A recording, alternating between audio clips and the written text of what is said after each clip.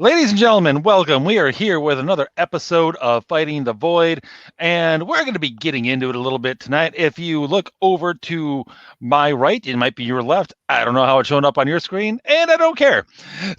But if you look to my side, whichever one that is, you will recognize Declan Finn, author extraordinaire of all things punch you in the face Catholicism, which is my personal favorite brand, and involving the now Lieutenant Saint Tommy Nolan, who travels about the world fighting demons, ectoplasmic monsters, werewolves, vampires, you name it. He punches it in the face, and it's awesome. Or, if you've ever wondered what a Catholic vampire would be like, you can check out his other series, Honor at Stake, which are both available over at Silver Empire. And in fact, he has a brand new book out, Hussar, the 8th book in the Tommy Nolan series, which I just posted a few reviews for here and there on Amazon and Silver Empire, so you can go check that out. And definitely do so. They're a lot of fun. Anyway, enough shameless plugging of your stuff. for the moment, we'll plug more later if need be.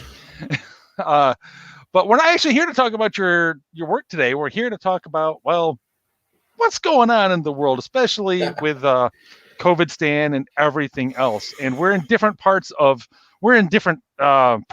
Covidstan. You're in New York, I'm in Michigan, both with little budding Gruppenführers, however you say that. I don't know. It's been a while since I saw Man in the High Castle. Budding members of of our Nazi/communist overlords. And anyway, so how is it over there in New York? Oh, right now we're trying to find out whether or not we're going to have an economy anytime soon. Much like California, the government seems to be tossed up between do we have a public school system anymore and do we have jobs? You might have heard of one of the more lunatic fringe ideas. Oh, wait, that's Governor Cuomo's idea, that New York City is going to start with the wonderful $15 an hour minimum wage, at which point fabulous. Everyone in the city is going, hi, I'm trying to figure out if I'm going to open again. You want me to pay what? So we've got that fun bit of business going on. Current temperatures are 20 degrees, which I know in Michigan is like, what, early spring? But no. People oversell how cold it gets here. Okay, that's right. I'm thinking Minnesota. That's a different kettle of fish. But it's 20 degrees, so trying to dine outdoors, everyone's going, hi, are you nuts? Yeah. And trying to maintain a restaurant business on simply takeout food is insane, because how much money comes in from just serving liquor? Answer, an awful lot. So we're kind of screwed over here at the moment, especially since nobody knows what the heck anybody's doing. Between Mayor DeBozo, you can probably look up Mayor de Blasio and actually find him. That's his official name, Wilhelm de Blasio. You've got Cuomo, who he's only, he makes Gretchen Whitmer look good only because Gretchen Whitmer doesn't have a body count. If you're she does actually. Oh dear. Well, her policy on nursing homes was basically the same as Cuomo's. It just hasn't gotten as much press. Well, right now we're trying to figure out whether or not Cuomo killed 6,000 people, 8,000 people, 11,000 people, or 16,000 people. Nobody knows yet because there's never been an audit, and people have only just now decided to make official inquiries. When asked, Cuomo, as on record as the New York Post had, who eloquent as always, summed up his entire response as, "They died. Who cares?" It's like, who cares where they died? They died. You know. So it's been fun. Apparently in Manhattan, I have to be specific. It's Manhattan, not New York.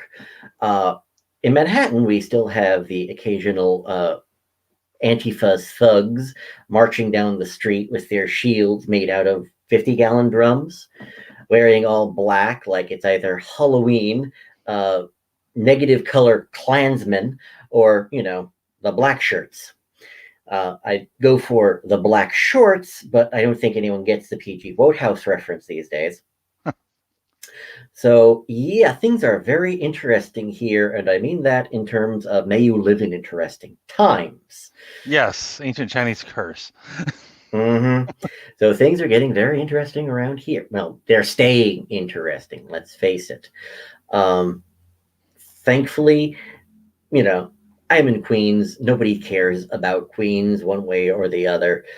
And frankly, I really do want to see what happens if Antifa ever gets brave enough to leave Manhattan and go into the wrong section of Staten Island, Brooklyn, the Bronx. We have this nice little place called Breezy Point where, you know, they're all Irish Catholic cops and firemen. So I want to see how well that ends. So do I. In fact, if that happens, I really hope somebody's got a GoPro. GoPro, cameras, popcorn. Yeah. Oh, yeah. Unfortunately, where would they post it? Because it's not like the evening news is going to film it. I'm not even sure Fox News would air it. Newsmax may. Newsmax. Yeah, probably.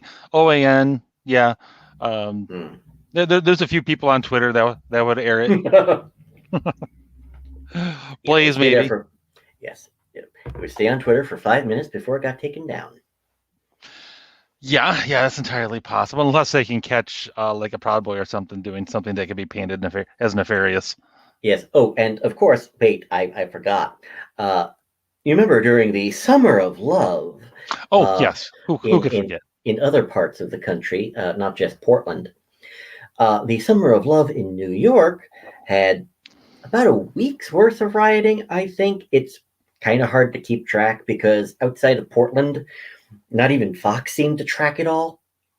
There are people, there are friends of mine in Indianapolis who talked about their Kristallnacht, where every single piece of glass in downtown Indianapolis got smashed. Really? I never even heard about that one. And I followed a lot of people that were reporting on riots all over the place.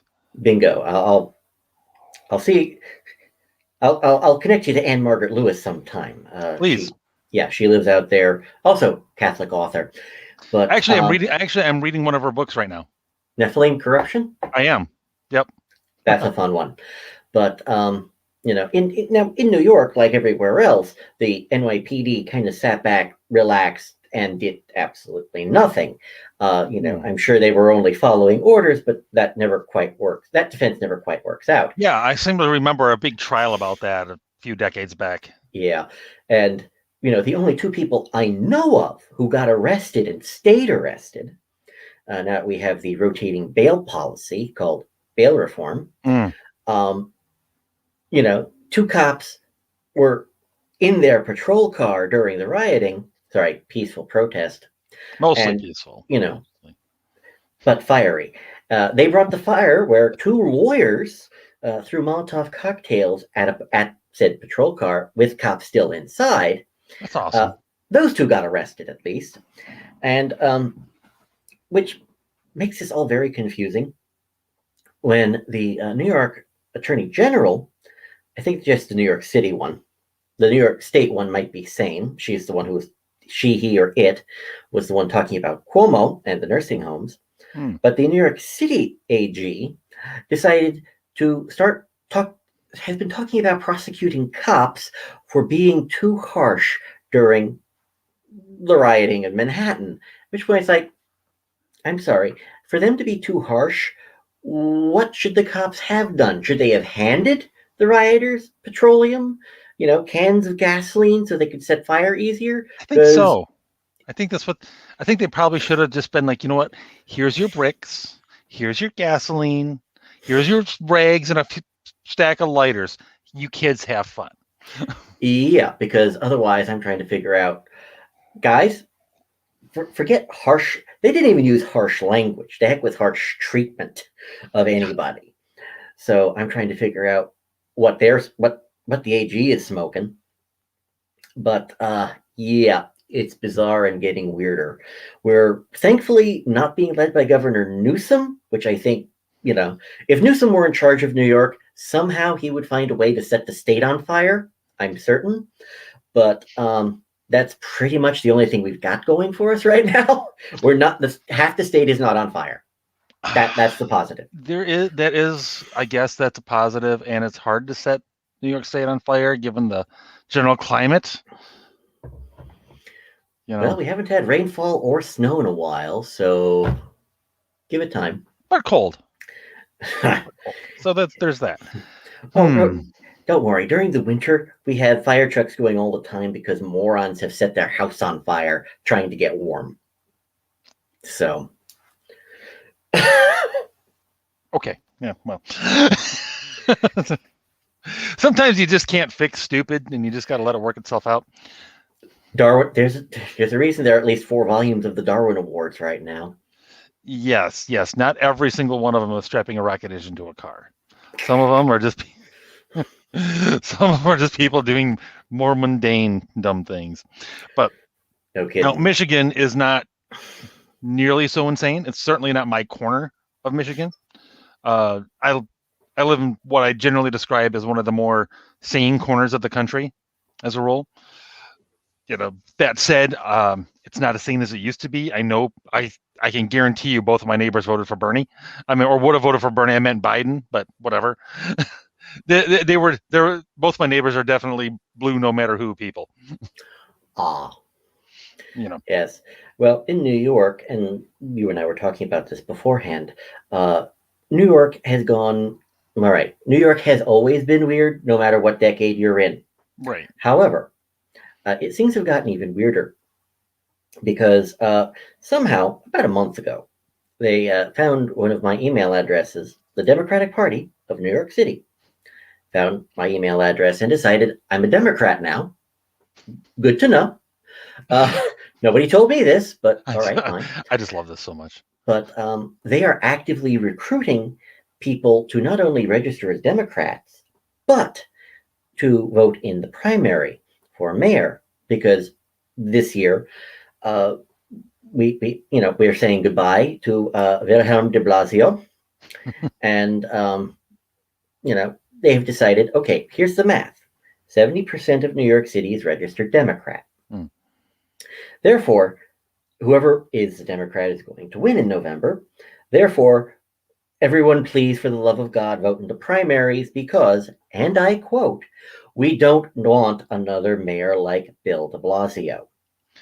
Now, when the official Democrat Party emails are telling you your mayor sucks, I know he's from our party, but for the love of God, let's not do this again.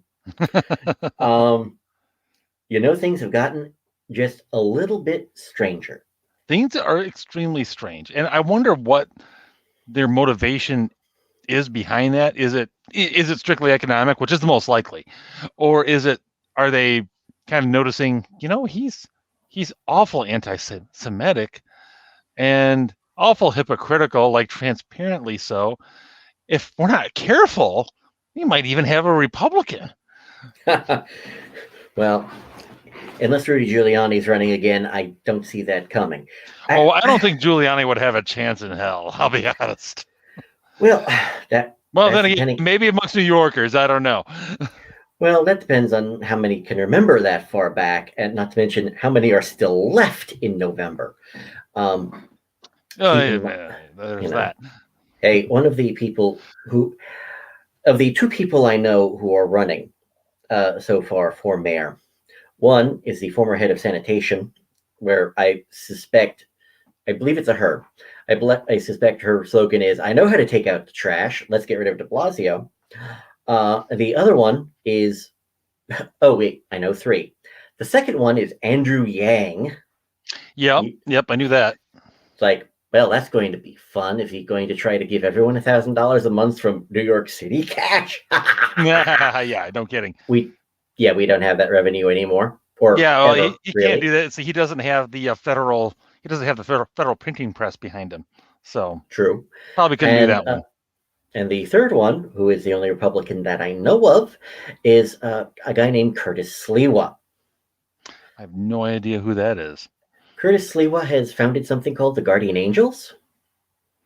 Red jackets, Oh, red berets. he's that guy. He's Okay, that guy. okay, I like him. Just by virtue of that, I know nothing else about him, but I like that. Oh, hell, I'll be all on board with him as mayor, except he's been threatening to run for mayor for the last 20 years. It's like, dude, now would be a really good time to start. Yeah, Please. Cooper, get off the pot, buddy. Yeah. And, one of the reasons we have a nut job like de Blasio is this is such an off-year election. New York City mayor is always an off-year election. Right. Therefore, if people don't make a big deal about it in the press, nobody knows it's even on. 22% of New York City even voted in the election where de Blasio came in, which means about 16% of the population even voted for de Blasio. Wow. And I'm trying to figure out who those weirdos are. Because, I'm in, they all voted for Biden this time. Well, hey, probably, but even the dead ones. But no, right. Look, I'm in Queens. I take frequent trips out to Long Island, and I've seen one Biden flag sign anywhere. The rest I've seen are Trump stickers and signs. So it's like, the bleep goes on in New York. The answer, zombie voters. That actually relates exactly to a conversation I was having. We had some friends over last night for dinner, and we were talking about the whole Trump Biden fraud election thing. Mm-hmm. And and he's totally on board. Yes, there was obviously fraud and everything. Enough to change it, I don't know. And he kind of threw out, it's like, I think Trump just lost too many people by being too big of a dick.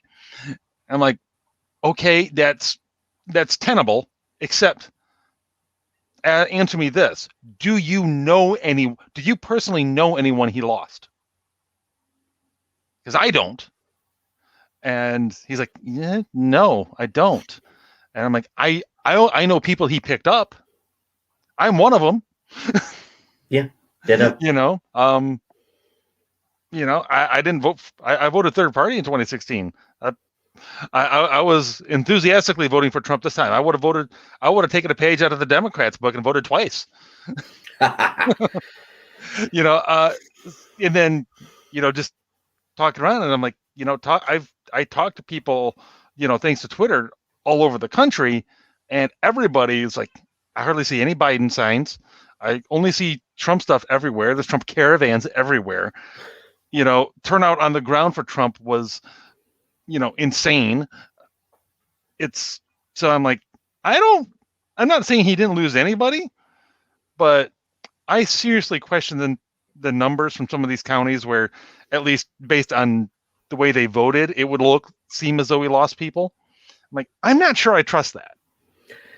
And also, it's not what makes the difference. Those aren't what made the difference in the election anyway. What made the difference in the election was places like Fulton County or Wayne County, Maricopa County, all of those places that just mysteriously stopped counting votes at roughly the same time. And then it turns out after that, all of a sudden they all dumped a bunch of pro-Biden votes at about the same time. And all of those states wound up going for Biden based on those oddities in those odd counties. I'm like, yeah, even if he did lose like 15 points or something in some of these random counties, it still didn't change the election. What changed the election was this. Oh, yeah. Well, the 3 a.m. dump trucks of, magic ballots that show up. It's like, really, guys? You couldn't have been a little bit more subtle? You would think so. But in any case, when it comes to it kind of gets us a bit up to speed to now, where, okay, Biden is officially inaugurated as a president now. Whether we consider that legitimate or not is a different conversation, shall we say. But now, naturally, certain things are in motion when it comes to the COVID stuff. We sort of find out now, okay, what do you guys really think about this? And we've gotten, I would say, conflicting information, conflicting signals, I should say. Because an hour after the inauguration, the WHO was like, okay, well, our tests have been awfully way too sensitive, way too many false positives and everything. We need to roll back on our thresholds a little bit, and so you don't have so many false positives. And now we're recommending that you don't get diagnosed as positive unless you have a second test to confirm and a doctor, says, yes, sure enough, you've got symptoms, as opposed to every Tom, Dick, and Harry being listed as a COVID case, just because they have a sniffle. So, okay, you got that right out of the bat, right? Just right away. You've got Cuomo making noises about reopening things. You've got Chicago actually now in battle with the teachers' unions, trying to get them to go back to work. You've got Newsom opening up California. I think their restrictions, I think almost all of the restrictions are due to be up here pretty soon, or at least a lot of them, if they're not already. I forget what the time frame is on that. And even Garcetti in LA has said he's going to go along with Newsom's thing. In Michigan, Whitmer is allowing restaurants to open at 25% capacity starting on Monday. So all of a sudden, you get some of the biggest dictators of Covidstan rolling, suddenly willing to roll things back. I'm like, that's interesting. Don't forget the CNN body count for coronavirus no longer appears on any of their screens because, exactly. Biden has shown up. Therefore, the virus is going to magically disappear. Yep. No need to talk about body count or body count or case. Certainly not case count, though. So we're definitely not talking about case count anymore because that's not so important yet.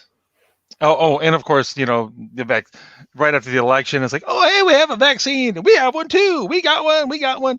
Now, but on the other side of things, we've got all of these people talking about and worried about variants, mutated versions of the COVID virus that have got, apparently Europe is all in a Twitter over. With new travel restrictions and everything coming out fairly frequently, the curfews and everything in France, or even just up north of you in Quebec. UK, I think, has got a curfew or more restrictions. I just checked on Italy about a week ago, and they're still restricting travel from the US at any rate. So so you got that going on. Then you've got, all of a sudden, people are saying double mask, triple mask, masks for revs, yo. I'm like, there's a war. There's a war in Covidstan. Well, since it's nice to see that their conflicting information doesn't stop now that they're in power. Right. Because, remember, we've gone from, oh, this isn't going to hit America. Oh, don't bother with masks. They don't work. Oh, my God, putting 2 masks on. Are you insane? To now you need to triple, quadruple, put the whole box of masks on your face, get a gas mask, and maybe you'll Or you're survive. A Nazi.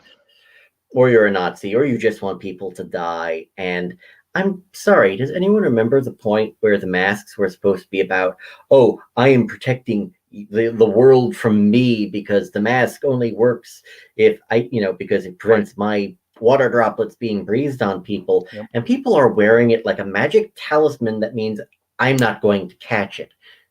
That's not how this works. That's not how any of this works. Trust me, I come from a household where, one parent was a microbiologist and the other one was an educator in various and sundry health sciences. And they're all going, this has been stupid since day one. Heck, I don't know if you are familiar with Kaiwai Chia or Ben Chia. He also he's another writer. He's from Singapore. He lives in Singapore, and he Oh, was okay. okay. Yes, I've seen him on Twitter. okay.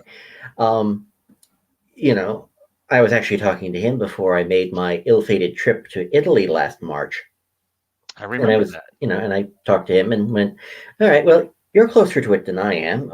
China's a little bit closer to you than it is to me. What's your opinion on Corona?" And he went, "No, it's exaggerated. These death rates are insane. These precautions are stupid. You know, treat it like any other virus. To take the same precautions as you would against any other virus, and you'll be fine." And I was in Italy for 2 weeks and caught nothing, even though everyone was supposed to be dropping dead over there. Um, Although it was very nice to have no lines for a few days. Although trying to walk the streets, you got run over by people just walking the streets. So if we were supposed to be avoiding crowding, nobody was getting that memo. Even though I couldn't avoid it and I didn't read Italian newspapers. But and frankly, you know, I think we would have been better if we had treated it like an actual flu. Where, please remember, everybody, people treat the actual flu like, oh my God, seniors get it, they might die. The young get it, they might die. Oh look, just like Corona. And somebody actually broke down numbers a while back. Yeah. And flu season lasts X long. Coronavirus has lasted Y long, and per week, the flu kills more people. It is more deadly in concentrated time period. And frankly, if we had just treated Corona like any other virus, or if we had even done nothing, we'd probably have at least 20,000 fewer dead people in nursing homes. That's for damn sure. We Yeah. wouldn't have teenagers killing themselves because they're basically in solitary confinement for months on end. Mm-hmm. Seriously, yep. We don't do this to prisoners. Locking people up in solitary confinement is considered cruel and unusual punishment. No, and in fact, we take the lockdown people who are locked down in prison, we let them out because of COVID. Yeah, unless of course you run a restaurant and you want to get your livelihood back, then they throw you in jail. And you go to prison. But if you were, say, a murderer, but it was your first offense. And no kidding. There's your first offense. We're going to let you out early because of COVID, so we can make room for the guy who's just trying to serve up a cheeseburger. Yep. Hey, right now, considering all the bad guano insane things that have happened, it's like, so has anyone heard from, say, speaking of people the elites want to throw in jail, has anyone heard from the McCluskeys lately? No. Now that you mention it, I have not.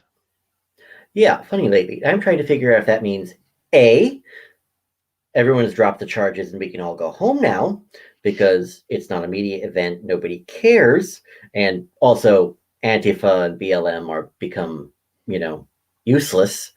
We don't need them to terrify people to stay indoors anymore. Mm-hmm. Or if it's B, we're going to throw them under the super secret jail and, nobody will ever hear from them ever again. So. Yeah. Huh. My suspicion is that maybe it's just tied up in process. Well, here's hoping.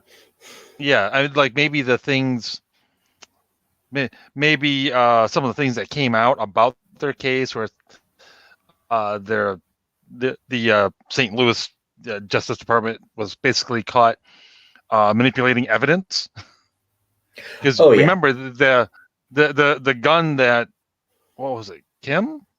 She. Mrs. McCluskey. Yes. That she had, the firing pin was in backwards because they had used it as a prop in a court case. And they had brought it in and everything, and they had made sure that the firing pin was in backwards so that it couldn't be fired. And they were fully aware that it was still in backwards when they even had it out. And then when it got confiscated because they committed the horrible crime of defending their own property, the the AG there had somehow or another this was discovered, and they actually had the gun taken apart and made so that it could be fired, and then Yep. admitted it that way as evidence. Yes, like, and they tried to wow. accuse. Oh yeah, and somehow this also ended up with the AG accusing the McCluskeys of tampering with evidence, which it's like, Yeah. guys, IMAX level projection, stop. Yeah, that's not what happened. See, you did that. It's almost a cliche at this point. If a Democrat accuses you of doing something, you can be damn sure they're doing it themselves. Oh yeah, dang Skippy. It's practically an axiom at this point. It's like just, oh, it is axiomatic. It's flat out insane. Now, given the conflicting signals we're getting, the on one hand, panic because variants and wear like 14 masks to protect yourself and everybody else. Actually, before we get into speculation mode, there's one thing that I want to point out. Remember back when what I think his name was Scott Redfield, the CDC guy, in a congressional hearing, was like, this mask here, this is better than any vaccine. Remember when he said that? And then, Yep. Right after the election, it comes out that, Pfizer and Moderna and others have got vaccines that are like upwards of 90% effective. So the story goes.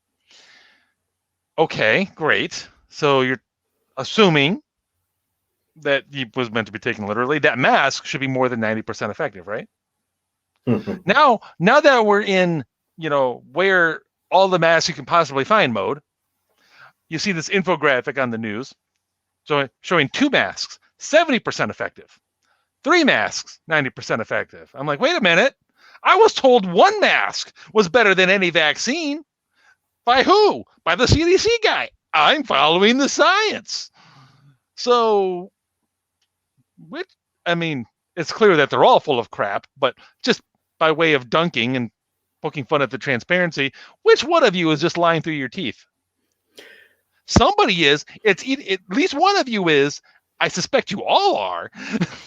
Oh yeah, that Sorry, Alex, I will take who is the lying bastard? Everyone for 200. Yes, exactly. So it's just absolutely bonkers that they're throwing the stuff out, and nobody's got any damn memory about any of this stuff. I swear, it's like if your main source of news is CNN or MSNBC, you literally have no memory. You can't at all. It boggles the freaking mind. Oh, it's even worse over at MSNBC, I suspect, because just good God, trying to listen to Rachel Maddow about anything. It's like, my brain is liquefying. I don't know why someone would do that on purpose to themselves. But, okay, that point made. Now we've got these conflicting signals, mask forever, but we kind of need to maybe drop the charade because, as you point out, even a Democrat realizes we need an economy to suck off of. Well, okay. So what do they do next? Are we going to get a reopening of things, or are they going to hold on and be like, nope, I kind of like controlling everything, or are they going to try to find some sort of middle ground? Well, I think they want to try to find some middle ground, but let's face it, in the immortal words of Will Rogers, I don't believe in organized political parties. I'm a Democrat. And, it's still true. I believe, yes, it was the actor Ron Silver, may he rest in peace, who also said, they can't excommunicate me from the Democratic Party. They're not organized enough for that. Right now, I suspect a lot of what's going on is they've got a lot of the people on the ground convinced that, yes, Corona is going to be the worst thing since the Black Death. Right. After all, Biden has said that every single time he opens his mouth about Corona. It's going to be a dark winter. The dark winter. Everything's going to get worse. The worst days are ahead of us. It's Well, like, that's just the rolling blackouts in California, but that's beside the point. no kidding. But so they can't figure out what to do because there is no coherent message from anybody. No. If Biden is the theoretical head of the Democrat Party right now, he's sending out everyone's going to die. And I'm sorry, didn't he promise like 100-day federal lockdown of the entire country once he got sworn in? Where did that go? He promised a 100-day mask mandate. Yes, and I'm sorry, everyone around here has pretty much doing the same amount of enforcement they've always had, which is little to none, at least in most buildings. It's like, okay, get a mask, put it up around here-ish, at least don't be blatant about not wearing it, and we'll ignore the heck out of you. And funny, it feels like very little change has actually happened, except we're getting a little bit less doom and gloom. But let's face it, how many of these people are going, okay, we would like to reopen? Like, granted, Andrew Cuomo has talked about reopening, and Newsom, etc. They've talked about reopening because, hey, we need taxes to, we need an economy to tax in order to pass all of our stupid legislation. Yeah. But again, everyone is still locked in their homes because CNN and MSNBC and every politician in the planet have been telling everyone you're all going to die. So they have to undo some of their own brainwashing, even on their fellow Democrats.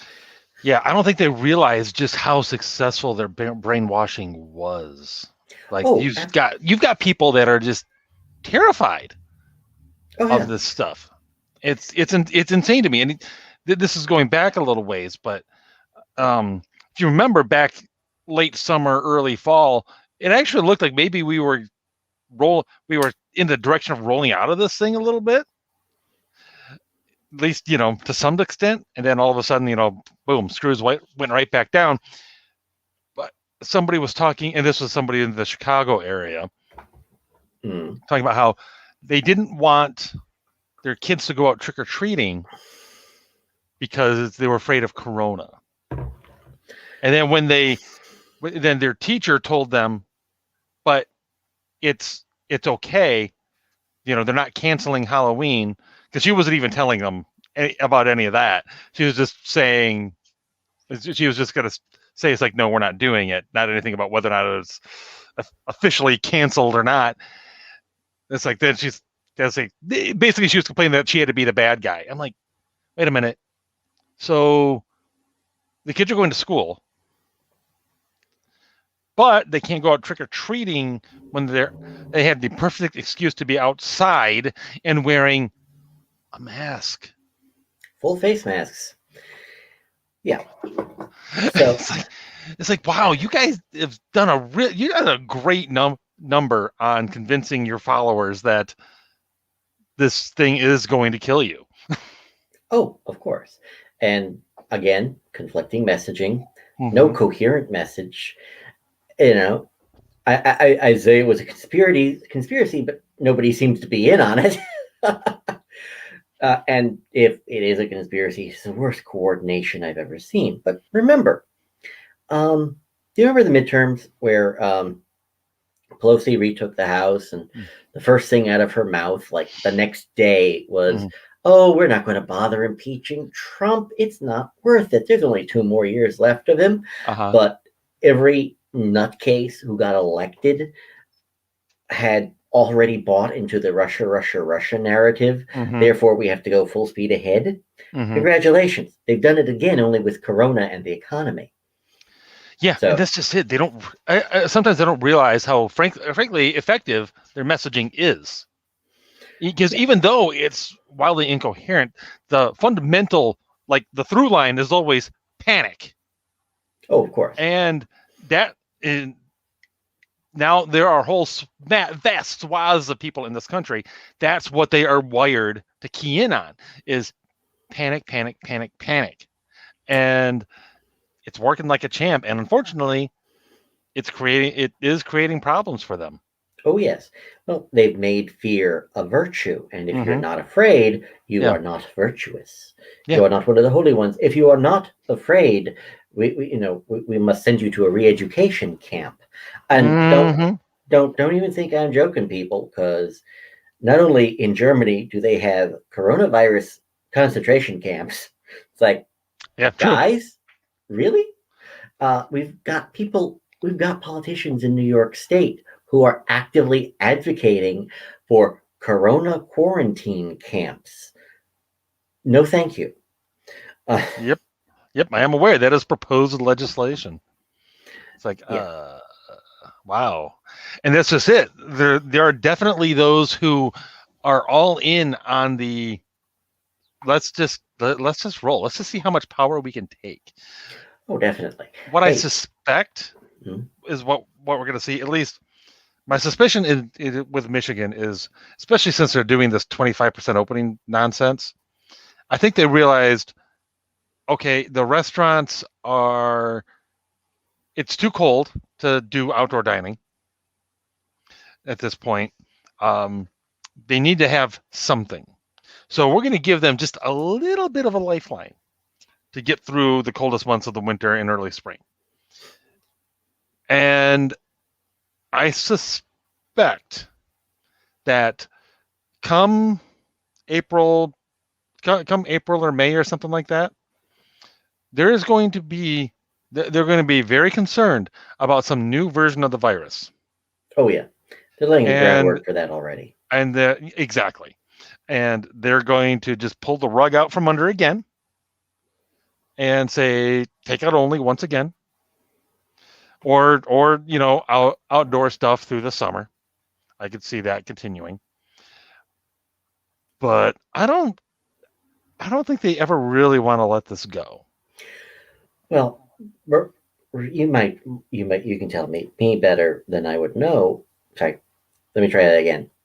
You'd know better than me, but I would have sworn months ago Hmm. the Michigan State Legislature told Whitmer, "Hi, if you jerk around with these emergency powers anymore, we're going to throw you the hell out of your office." And whatever happened with that? Uh, Nothing. Of There course. is the there is a what was I going to say? There is a recall effort underway. Okay. Um, but we'll we'll see how that goes. Uh, I don't know how many more signatures. I don't know where that's at currently, because it's already been made clear that every effort to delegitimize it, to throw up roadblocks, everything already has been made and will continue to be made at every step of the way. Of course.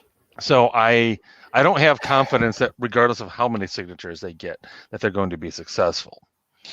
I would love it if they were. And unfortunately, the legislature, like typical Republicans, they have no balls.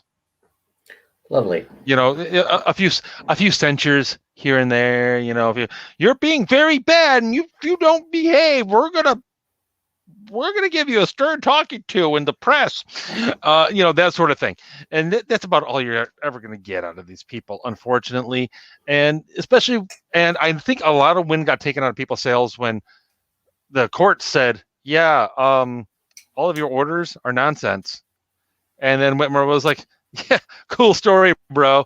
I'm just going to go ahead and do it through my agencies, through the various, state-run agencies. And we're just going to, there's this code and everything, and there's that code, and alternative sources of authority has Whitmer said. And yeah, as soon as she said that, I was like, guys, stop getting excited. Literally nothing's going to change. Wonderful. It sounds like they're doing more to But get the rid of. court said, listen to her. She just said she doesn't give a damn what the courts say.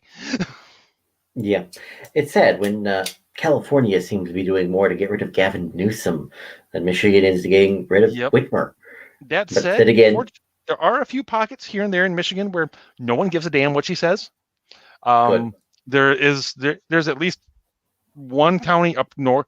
Well, there's multiple, but fairly recently there was a county up in the UP that actually wrote to the sternly worded open letter that said, "Yeah, we're done. We're not enforcing any of this unconstitutional BS. It's not Good. you. As far as we're concerned, none of this has any authority here." And even within a couple hours of my house, there are a few restaurants that have said, "You know what? Piss off. We're open fully." Good. In fact, I was able to patronize one a couple of weeks ago. My brother and I were out hiking, and on our way back, we were like, "Hey, you know what? We're not far from Jimmy's Roadhouse." Which, uh, you remember a couple months back, there was a video circulating on Twitter, went viral, of a whole bunch of people in a bar and everything. No, Okay. oh, it was that place. I Cool. was like, wait a minute, I've been there. And as soon as it was convenient to do so, I made sure to go there again. Good. Unfortunately, their liquor license is suspended, so I couldn't get a beer, but that was okay. The cheeseburger was still fantastic. Well, good. That's something. But yeah, no, they all seem to be dazed, confused, and they have no idea what to do next. Because let's face it, they were so focused on Orange Man bad. We get rid of Orange Man, everything's fine. And now they've got power and they have no idea what to do with it. That even goes up to the federal level. Let's face it, they for all intents and purposes have the Senate, they have the House, and what are they doing? Old man Biden is writing executive orders, and they're still trying to impeach Trump. It's like, Yeah, guys, you don't you have an agenda you wanted to do? It's a crap agenda, but it's yeah. like, I don't don't know what's I don't know what's going on there, man. But Well, I think it's still Trump derangement syndrome oh, big infecting their time. brains. It's like they're still so focused on Trump. It's like, guys, he's gone. What you can't impeach him. You can't throw him out of the office. You have no jurisdiction over a private citizen, no matter what you think. And when even John Roberts wants nothing to do with your impeachment, it's time to take the ball and go home. Move on to something else. But if they want to waste their time going gaga on an impeachment that doesn't mean anything, Exactly. now of course the impeachment means everything to them, but they can't figure out whatever stimulus check is supposed to be going out this week, because weren't we promised an additional $1,400 a person or something? I believe I believe in the first week after they cheated their way to victory in Georgia. Yeah, and nope, I can't be bothered with that. I'm still waiting for the $600 person stimulus check on my end. So it's like, yeah. So hey, maybe it's right next to some of the mail-in ballots for Trump from New York. Lingering Probably, away in a post office somewhere. probably. They probably got Molotoved at some point. Yeah, probably. Yeah. So I don't know, man. It's interesting because I'm watching the whole thing both locally and internationally a little bit because one, my daughter's supposed to go to Europe as part of an orchestra thing come the summer, and I'm not sure how that's going to go. Well, I'm still trying to, but with Europe, Yes. just hear me a moment. Yes. Maybe you have an opinion on it. Do you remember all those resignations that happened at the Yes. start of the year? Yes. Start of the month, really. Yeah. It's like, Yep. what the hell is all that? You couldn't get rid of Angela Merkel with a crowbar for 20 years, somewhat. And then all at once, all these people are resigning. Like, Well, not the just hell? Europe, Denmark, Kuwait, Russia. There were a bunch of them. I can't remember what all of them were, to be honest. Italy was one, Yeah. and I'm like, and yeah, and I haven't really heard anyone talk about that at all. Yeah. And I'm like, why? What is going on with this? And I don't really have any great theories about it at all, because nothing. If there's one thing that's been true over the last year or so now, nothing really adds up. Pretty much. Nothing really adds up to any. If you take all the pieces and everything that you can find, they don't really add up to something coherent, no matter which way you try to go with it. True enough. Which means there's more information to be had out there somewhere that can make sense of it, but it's it's under a rock somewhere. It's buried.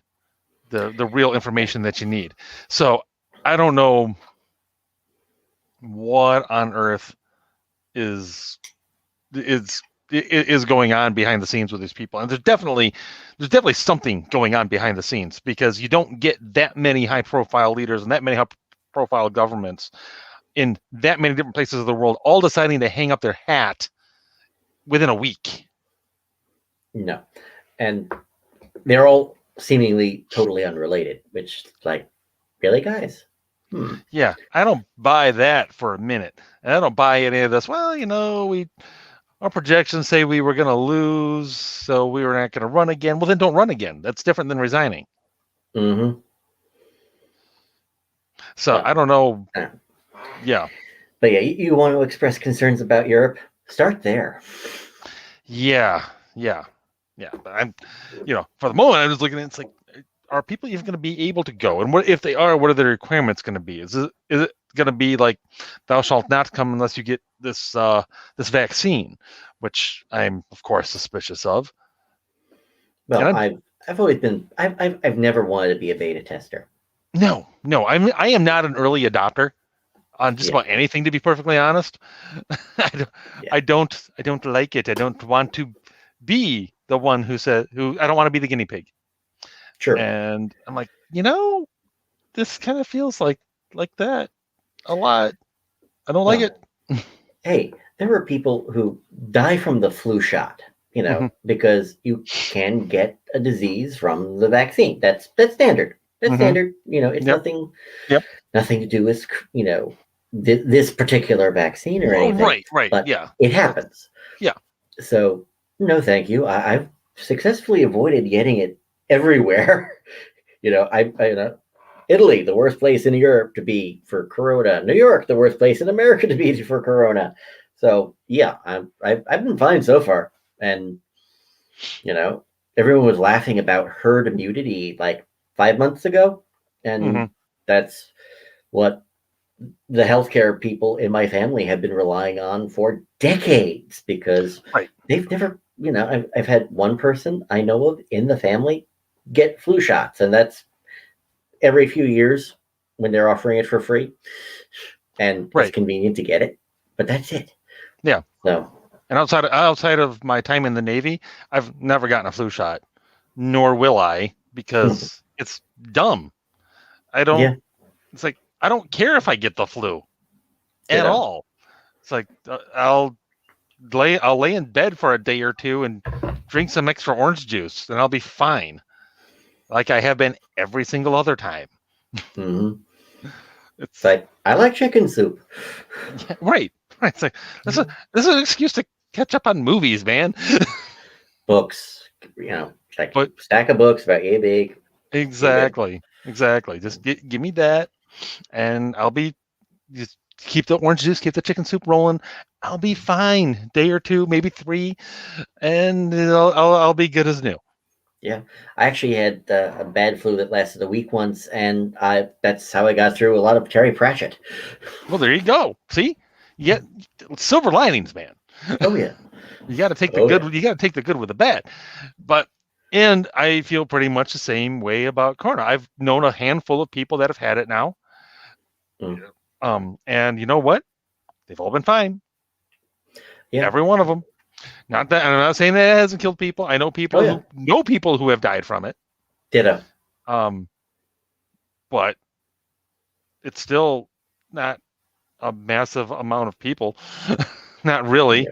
Not, it's not like there's bodies stacked outside like cordwood. And if this thing was the plague, I want to know why there aren't bodies sitting next to the treated lumber at Menards.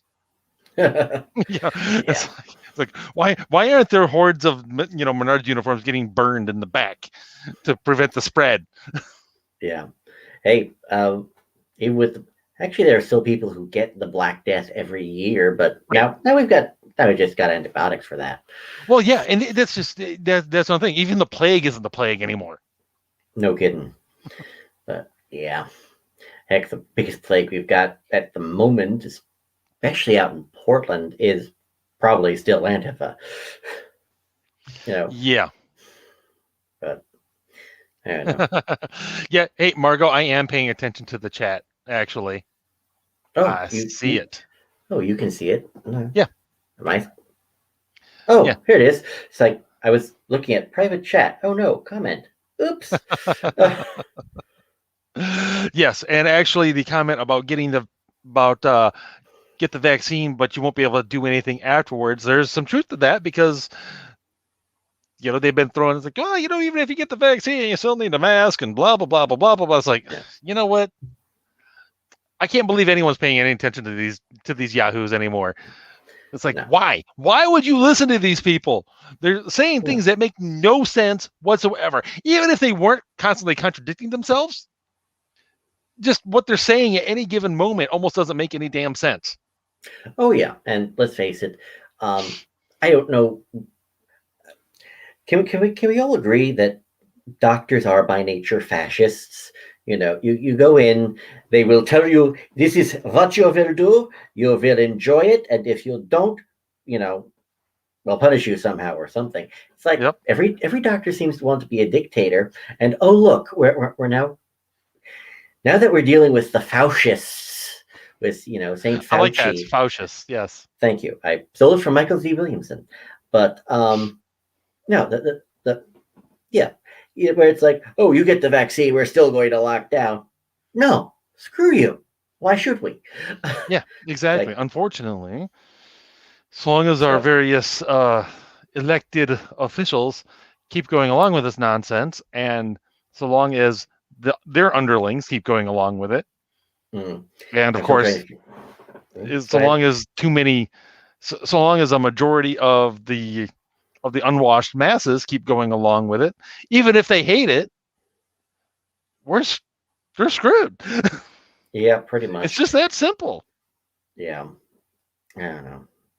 And yeah, I don't either. I don't know what to do with that. Well, stop going to businesses that require you go in with a mask on. Yep. Because if they try for mask enforcement, tell them, fine, you no longer get my business, because a few million of us say, go screw yourself. Mm-hmm. They're done. Let's face it. In other news this week, just look at the whole thing with GameStop and Reddit. Oh, yes. Where those guys are taking on billionaire hedge fund folk companies, and they're taking them. They're not quite taking them out yet. Mm-hmm. I'm sure this. You wait a while, but that's the sort of power the American public has. If everybody got this pissed off about, I don't know, Kathleen Kennedy in Star Wars, we could take out Disney.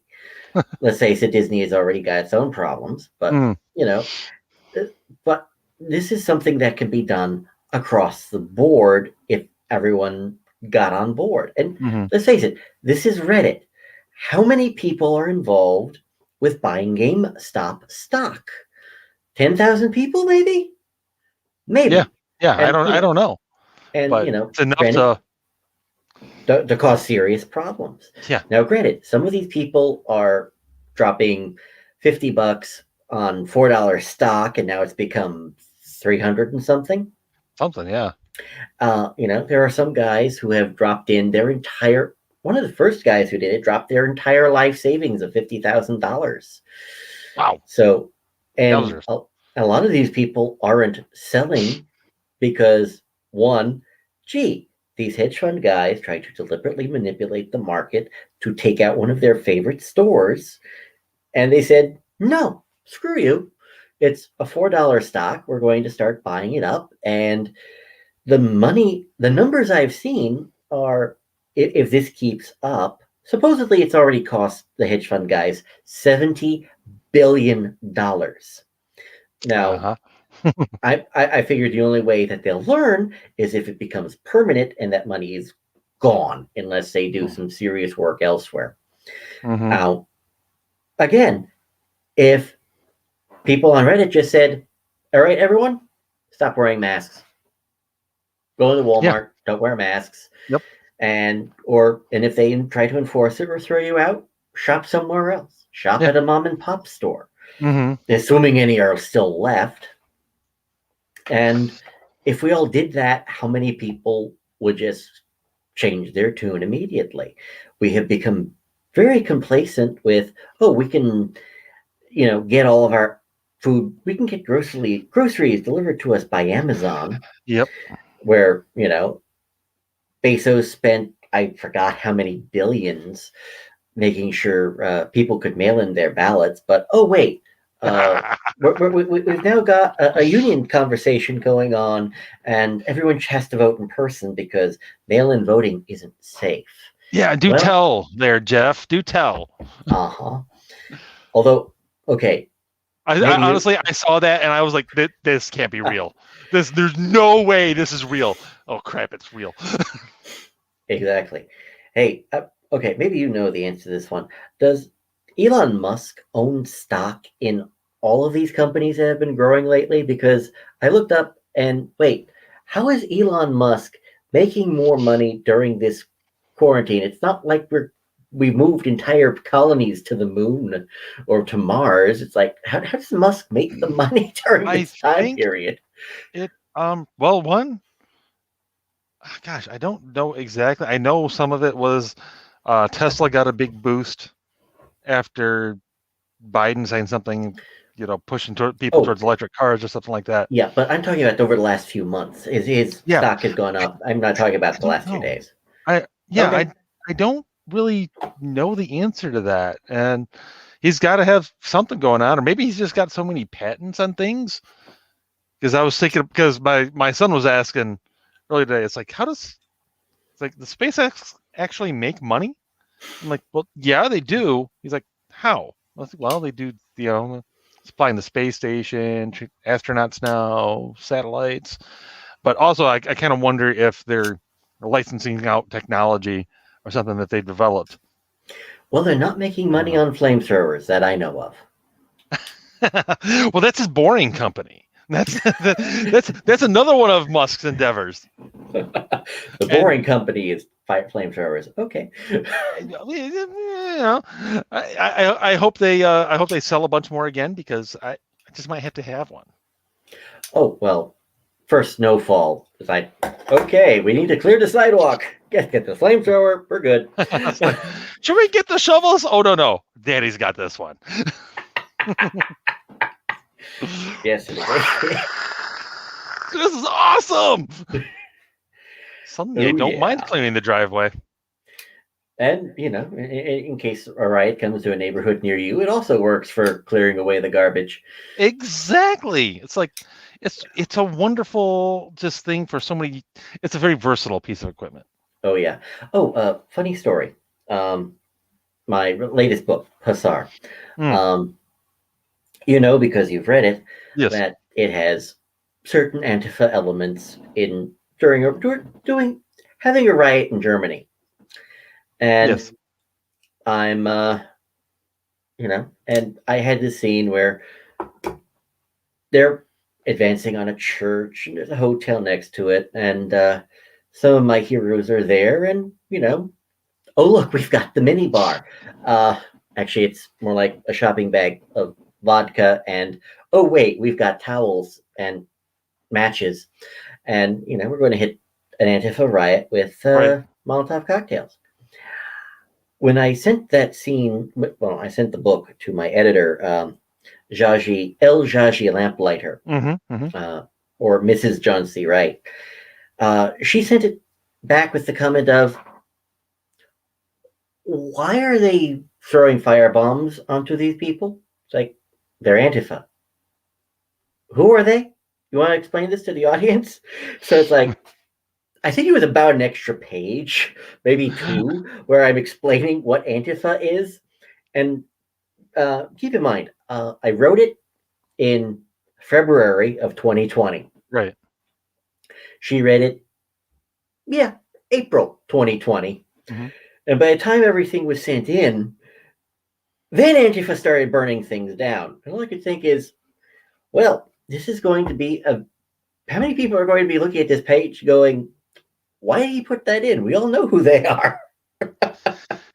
Well, honestly, I was surprised when I came across people myself who earlier in the past year hadn't heard, didn't know what an Antifa was. I'm like, have you paid no attention to things for the last few years? Because it seems pretty like I can't go on the internet without tripping over a reference to them.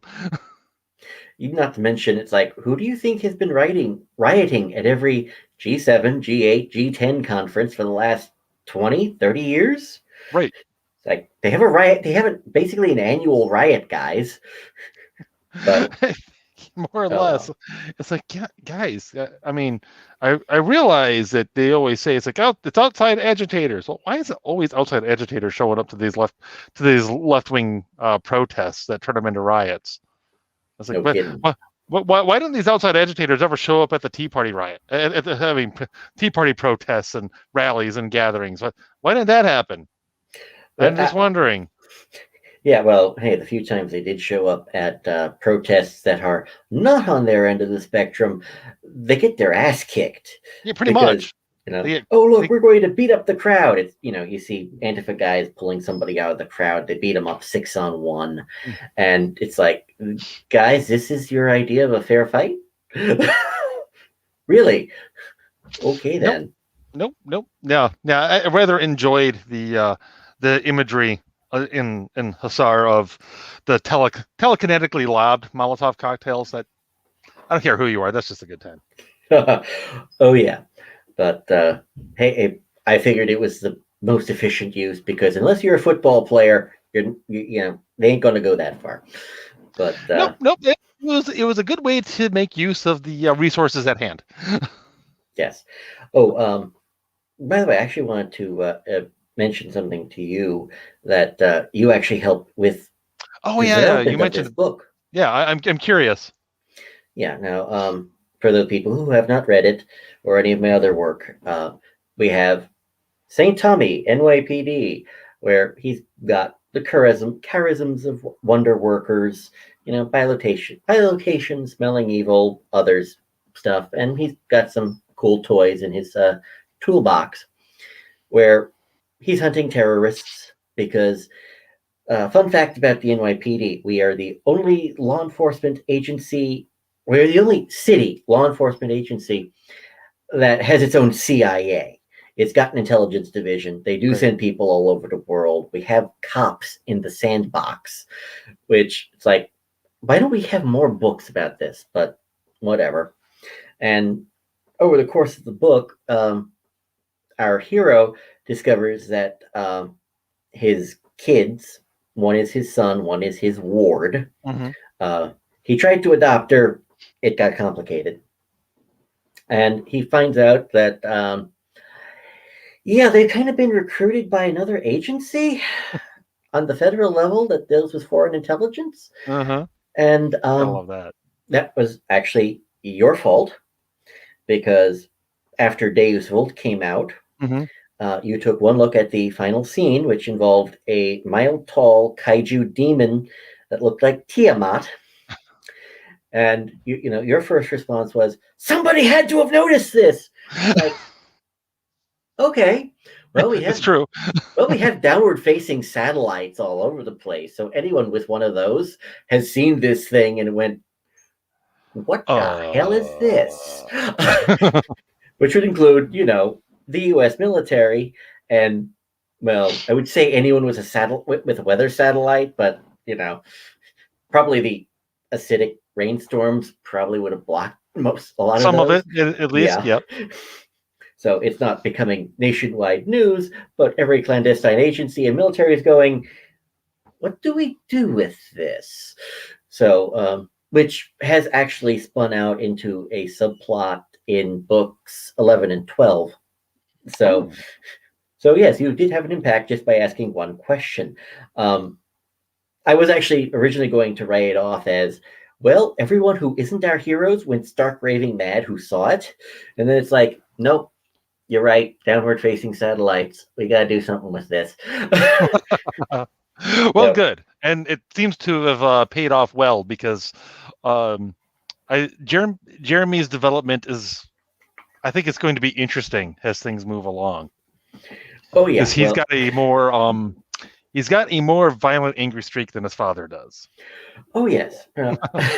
Which is adorable because, Tommy's a saint. Therefore, he thinks his anger problem is serious. It's like, even his confessor after a while is going like, okay, you're arresting a pedophile. He mouthed off. You wanted to throw him through a window. What did you do?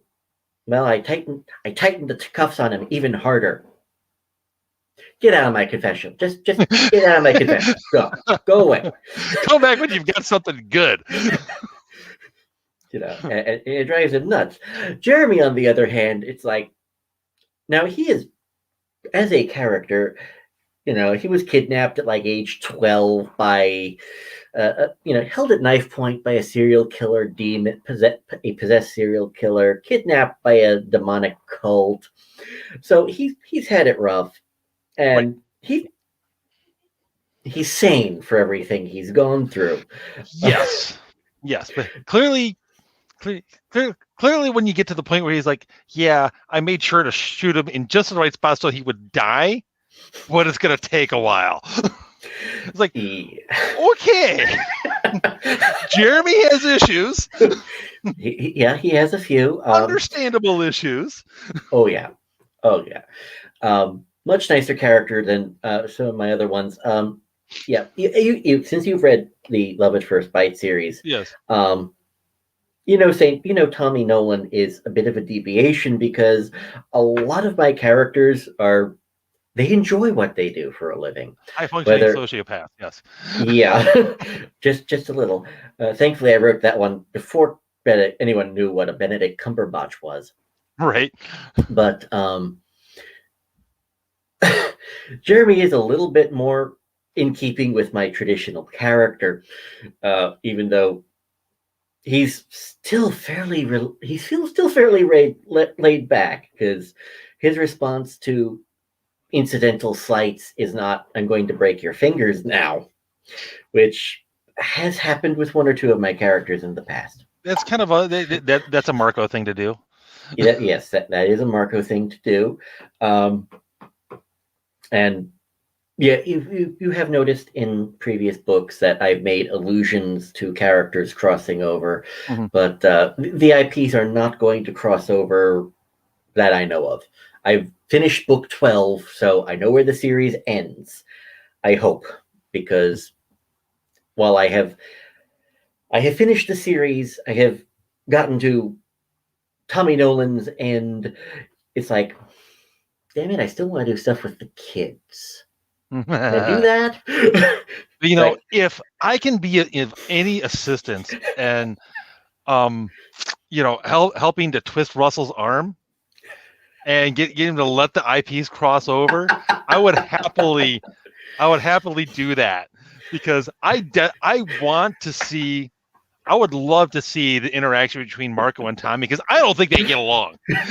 No, and that's actually part of the problem, where it's like, okay, Marco has no chill whatsoever.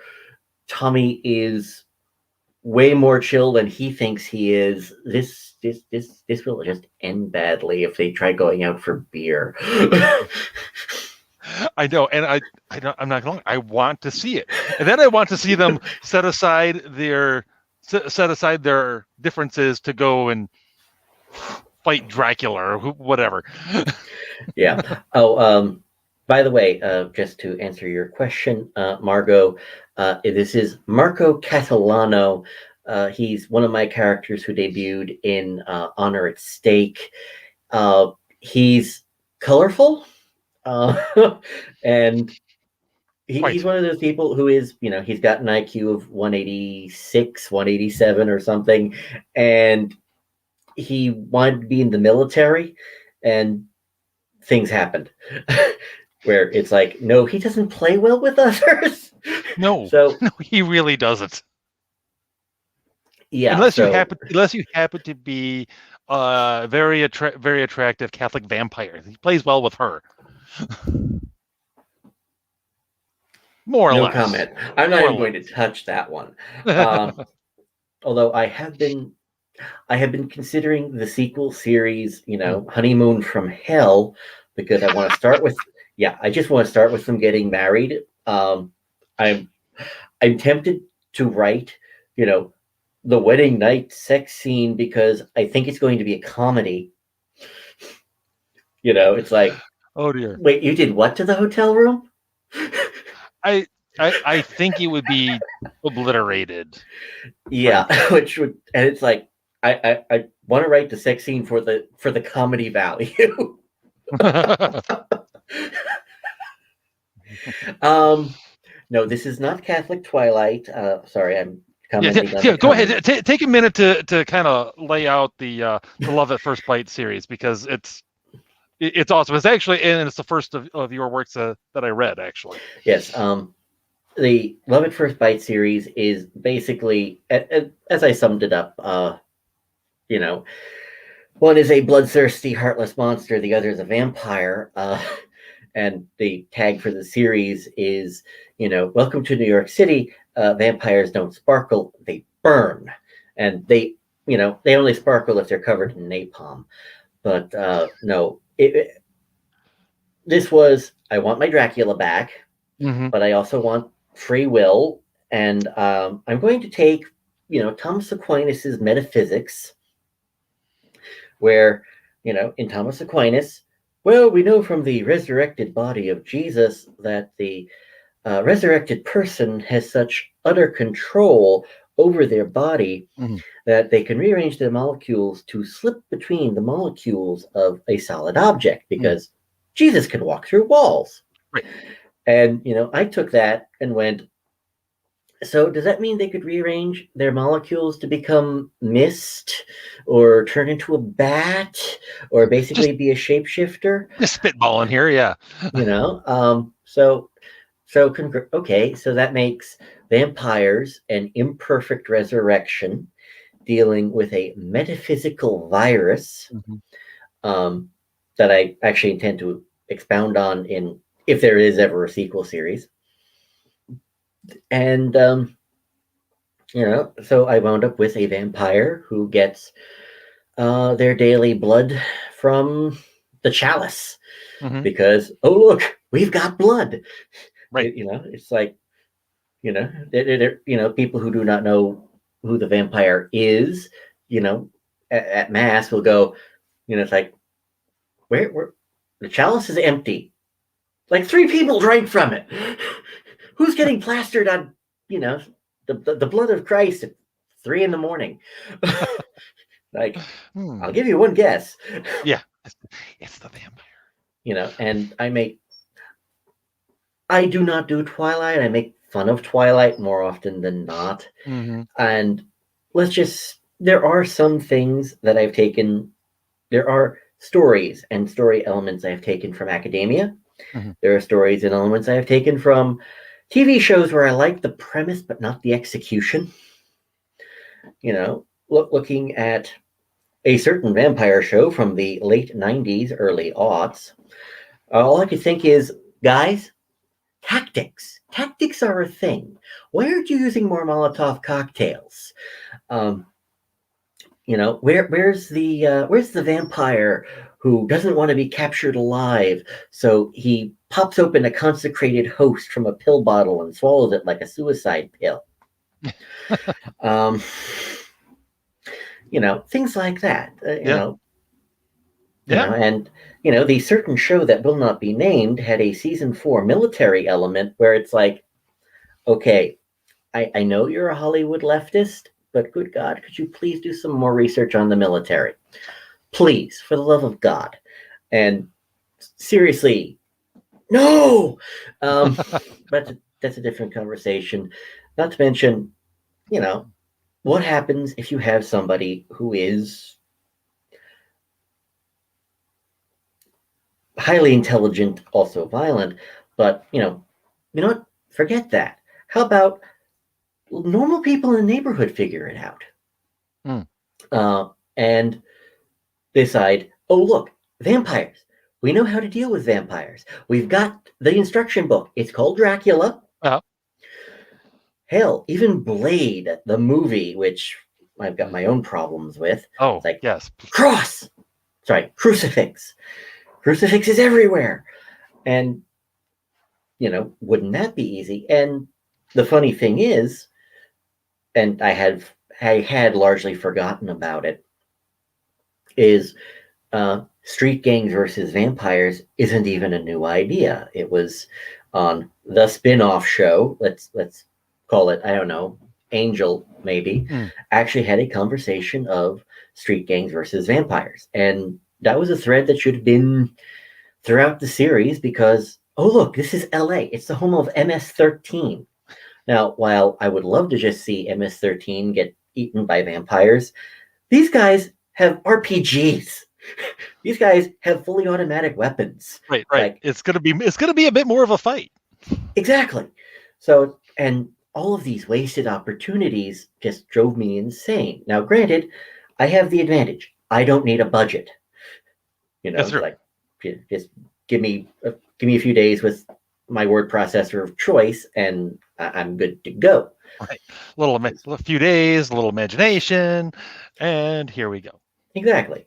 And you know, I just wanted to play with vampires within the original limitations, Mhm. not to mention, expand on them a little bit. Yes, this is a good vampire. What is a good vampire? The good vampire goes to confession. And yes, it hurts. But I decided that, and I am told this comes from Vampire the Masquerade, Hmm. but I had no idea what Vampire the Masquerade even was back then. Yeah, So I actually haven't read it, but it's an RPG. So, oh, sorry, oh, it's a role playing game. oh, is it? I thought there was a book series based off of it. I'm sure there is. There's I could well, be wrong too, because Warhammer 40,000 has a book series around it. good So, point. Yep. um, but no, where the heck was I? Oh yes, since in this case, the vampire is an imperfect resurrection. The more actions they create, the more actions they perform, the Hmm. tighter soul and body become. Is kind of like the picture of Dorian Gray, only it's not outside; it's internal. Right. So the better person you are, the stronger you become, and you have fewer limitations on you. Hmm. You go to confession, try to be as good a person as possible, a good a vampire as possible. You eat the right people, you know, you know, uh, you eat the right people, or you just get blood from the chalice, and you're good to go. You can walk into a church without bursting into flames, that sort of thing. Hmm. Versus, oh look, I am an immortal killing machine. I'm going to go have fun. Hmm. You're going to become allergic to crosses. You're going to look like something out of Nosferatu, but you're going to be pretty damn strong, terrifying, and unstoppable to Hmm. people who have no idea what you are. Yes. And so I had a lot of fun with Love at First Bite. I explored what happens when you make minions or Renfields out of Spec Ops mercenaries. So it's instead of the bug-eating Renfield, you've got minions with automatic weapons. What happens? I decided to play with the trope of, oh, well, you see, if we look at Jung and werewolves are simply a matter of the manifestation of the bestial nature of human beings, Mm.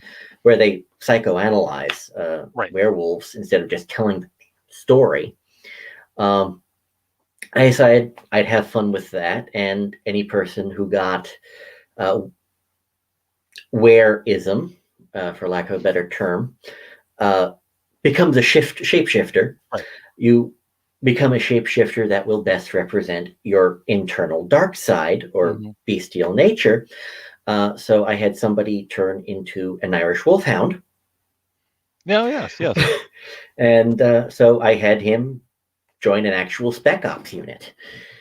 So it's like, yes, he's going after vampires, and he's got white phosphorus. He's got flashbangs, which, oh look, are not only chock full of ultraviolet light, which are going to leave a mark, they're very, very loud and will cause human ears to bleed.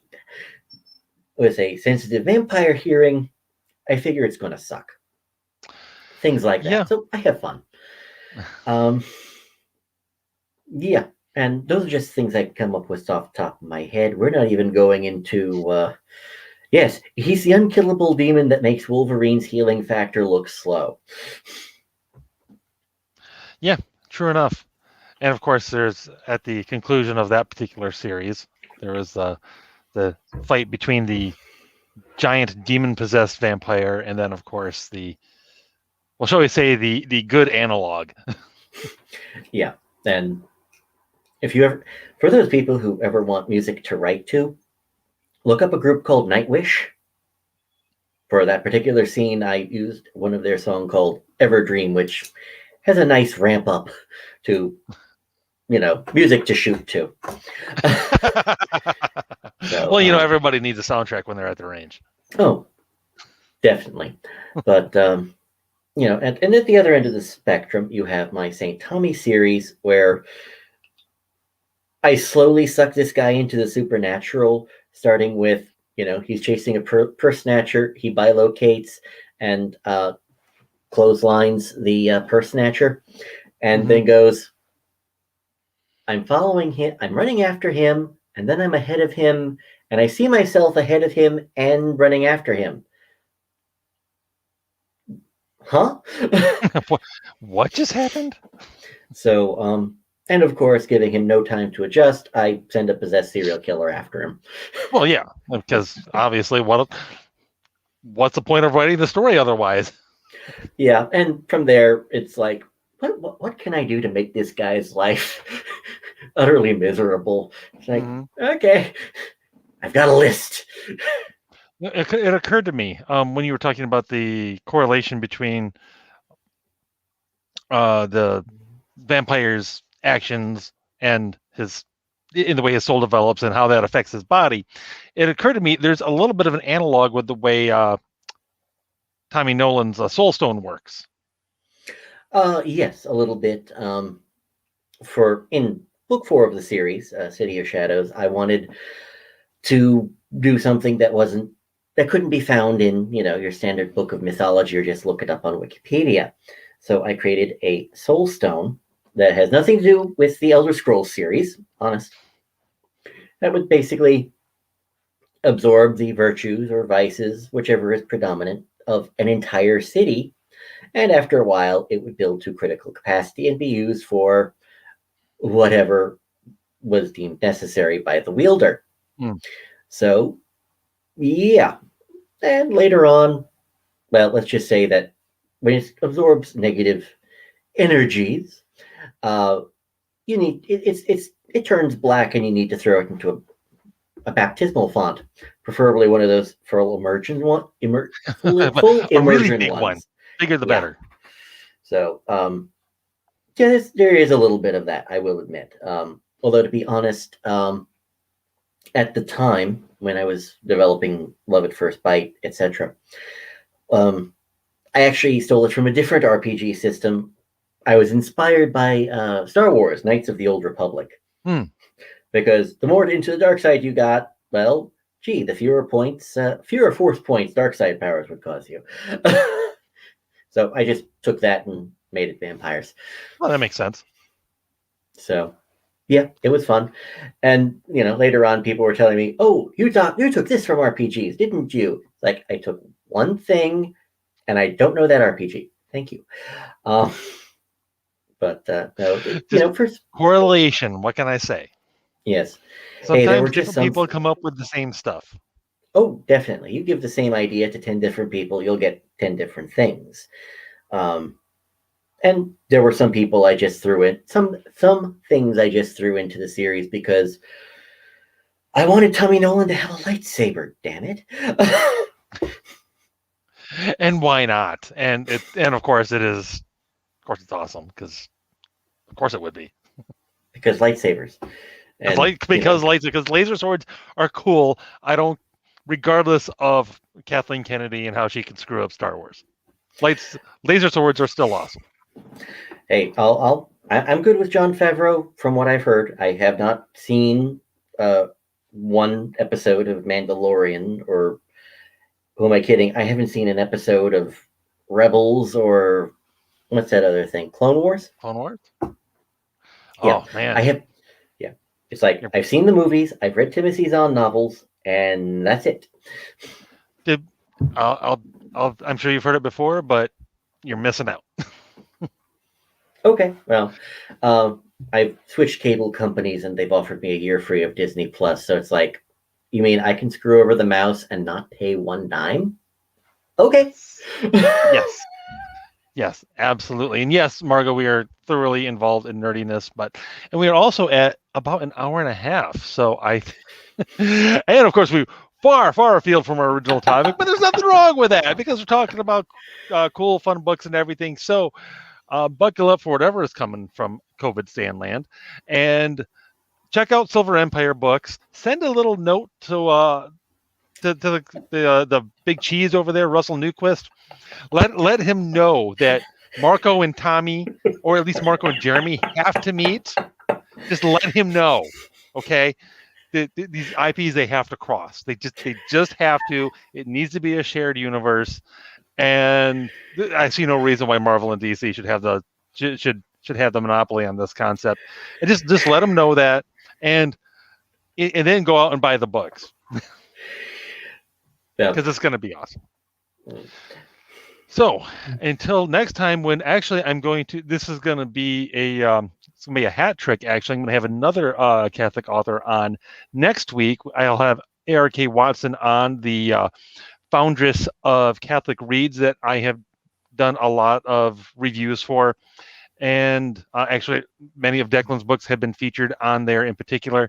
And we're going to be talking about both Catholic Reads and her own book, The Vines of Mars. So until next week, y'all take it easy and have